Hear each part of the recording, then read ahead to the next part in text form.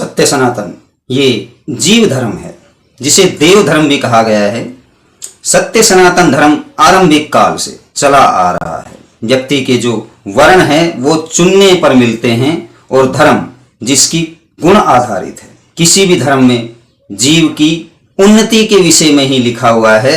यदि हम जाति की बात करें तो जाति गुण आधारित है और जाति को बढ़ाना जीव की गुण और आवश्यकता भी शास्त्रों में बताई गई है। सबसे बड़ा जो धर्म है वह धर्म शास्त्र में ही लिखा हुआ है, जो कि वेद का एक अंग है।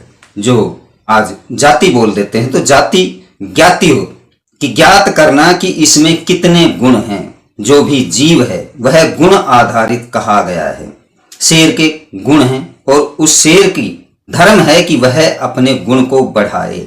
जीव में मिथुन जब आता है तो मिथुन से मैथुन होता है और मैथुन से जीव उत्पत्ति होती है। शेर यदि अपने धर्म अनुसार शेर को गुणवे को ही बढ़ाएगा तो उसका गुण रहेगा।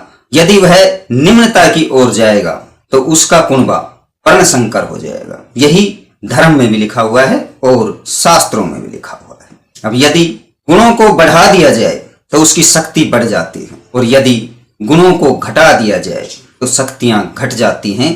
और हमें हर जो गुण हैं उनको ज्ञात करके ज्ञान लेकर के और उन्हें बढ़ाने का ही सनातन में लिखा हुआ है। ये कहीं नहीं लिखा हुआ है कि आप निम्नता की ओर जाओ, नीचे गिरते ही चले जाओ। नहीं, जो सनातन धर्म है वो उन्नति जिज्ञासा का धर्म है कि जितनी जिज्ञासा बढ़ती जाएगी और उस जिज्ञासा को शांत जब करोगे तो वो ज्ञान से करोगे और जब ज्ञान बढ़ेगा तो आपके गुण बढ़ेंगे। यही सनातन में लिखा है कि सनातन का जिसका अर्थ कहा गया है कि प्रेम है। जहां प्रेम रहेगा वहां गुण बढ़ेगा और जहां प्रेम में क्षीणता आएगी वहां अधर्म प्रारंभ हो जाएगा और जिसको कहते हैं कि हीन भावना आती चली जाएगी और हम अपने धर्म से निम्न होते चले जाएंगे, जिसको विखंडन भी कह देते हैं। तो यदि हमें अपने धर्म पर रहना है, कोई भी धर्म जी बनाया गया है या हमने उसे बनाया है वह गलत नहीं है। कोई भी जीव गलत नहीं है। उसे प्रकृति का संतुलन बनाने के लिए उस जिसे लोग परमात्मा कह देते हैं, क्योंकि उसे किसी ने देखा नहीं है, वो महान आत्मा इसीलिए ही है कि वो हमारे सामने नहीं है।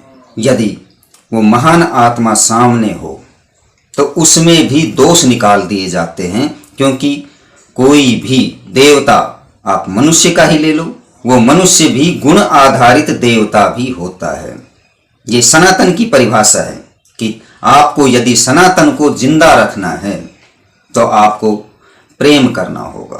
प्रेम आप किसी से भी कर सकते हो जो उस परमात्मा ने जीवधारी बनाए हैं। इस पृथ्वी पर संपूर्ण जो सजीव और निर्जीव हैं वो प्रेम करने के ही अधिकारी हैं। हम उन्हें विनाश की तरफ नहीं ले जा सकते। यदि हम उन्हें विनाश की तरफ लेके जाएंगे तो वो हमें हमारा विनाश की तरफ लेकर जाएंगे। यही सनातन है जो कहता है कि सत्य सनातन धर्म ही है और ये प्रेम का धर्म है। आगे बढ़ें सत्य सनातन के साथ। जय सनातन।